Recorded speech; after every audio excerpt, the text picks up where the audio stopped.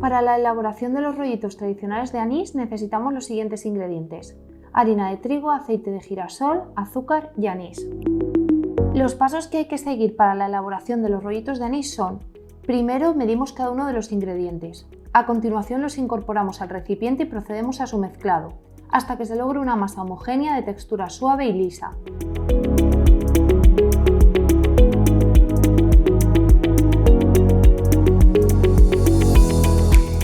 Una vez tenemos la masa, es el momento de darle forma a nuestros rollitos.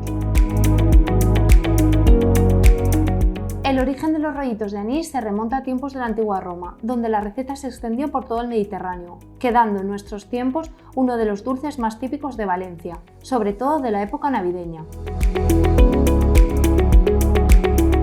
Precalentamos el horno hasta que llega a la temperatura óptima para comenzar a cocer. Después de estos pasos ya obtendremos los tradicionales rollitos de anís.